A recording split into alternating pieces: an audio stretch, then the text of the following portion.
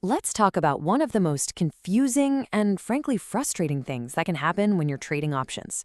You nail the research, you pick the right direction, the stock goes up just like you predicted, and you still somehow lose money. So, how on earth is that possible? Well, we're going to dive into this mystery and figure out exactly what's going on.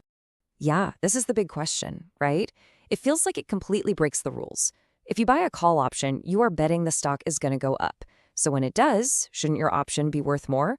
Well, as many people find out the hard way, not always. And look, if this has happened to you, you're not alone. And it's not a glitch in your brokerage account. It's actually a core mechanic of how options work. And it trips up thousands of traders, especially around big events like earnings reports. To really get it, we need to crack open an options price and look at its two main ingredients. You see, the price you pay for an option, that's called the premium, it isn't just one solid number. It's actually made of two totally different parts, something called intrinsic value and something called extrinsic value. And understanding the difference is the first big step to solving this whole puzzle. Okay, so let's break this down. First up is intrinsic value. This is the simple, real money value. So if a stock is at $55 and you have a call option that lets you buy it at $50, your option is in the money and has $5 of real, tangible, intrinsic value. Simple enough. But the key to our mystery isn't here. It's hiding in the second part, extrinsic value. This is all the extra stuff you pay for, the value of time, and more importantly, the value of potential volatility. So let's zoom in on the real culprit, which lives inside that extrinsic value. It's a phenomenon that has a pretty intense name, implied volatility crush, or IV crush for short. And believe me, this thing is the silent killer of so many trades that were directionally correct. So what in the world is implied volatility? Think of it like the market's hype meter or its anxiety level.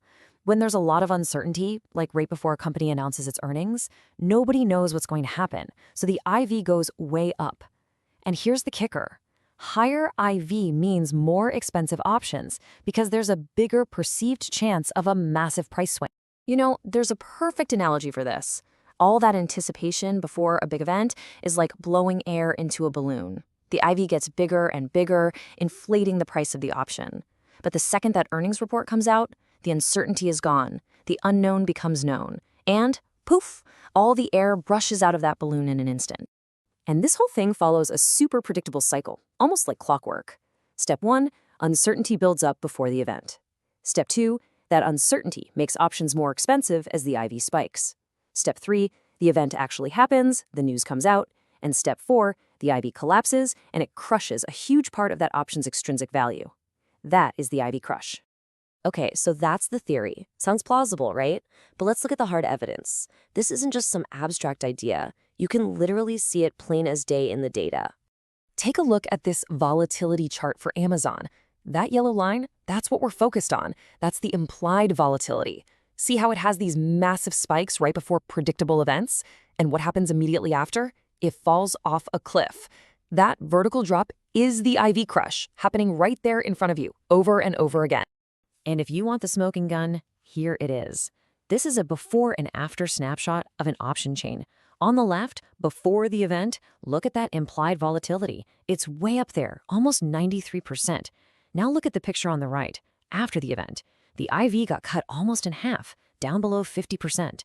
That's a huge amount of value that just evaporated from the options price, and it happened no matter which way the stock actually moved. All right, so if the market is pricing in all this hype and expectation, how can we know how big of a move it's actually bracing for? Is there a number we can look at to figure this out? You bet there is, and it's actually way easier than you might think. The calculation is surprisingly straightforward. You just look at the at-the-money options. Those are the ones with a strike price that's super close to the current stock price. Then, all you do is add the price of the at-the-money call to the price of the at-the-money put. That number you get is a rough estimate of the dollar move the market is expecting to see. And this right here is the absolute key takeaway.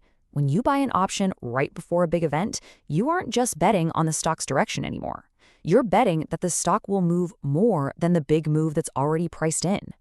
If you're right on the direction, but the stock only moves a little less than that implied move, the IV crush can come in and just completely wipe out your gains or even turn a winning bet into a loss.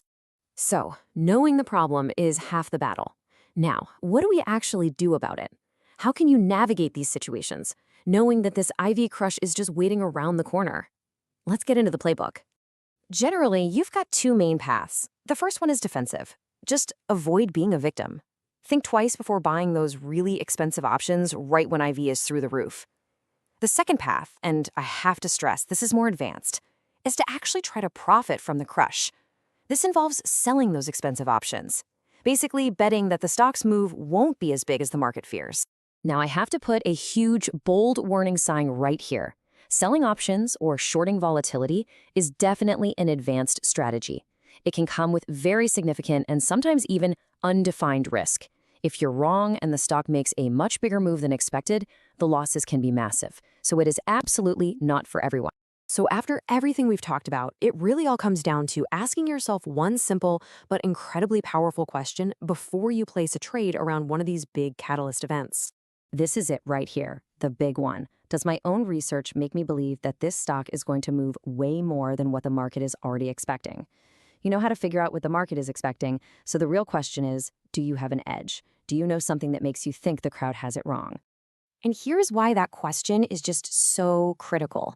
It forces you to reframe the entire trade.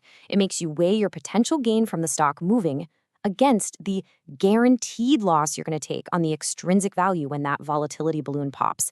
It's your prediction versus a certainty. Look, getting a handle on IV Crush is a massive step towards becoming a smarter, more aware options trader. By asking the right question, you can hopefully avoid this very common and very painful trap. And as always, remember this is all for educational purposes. This is not financial advice.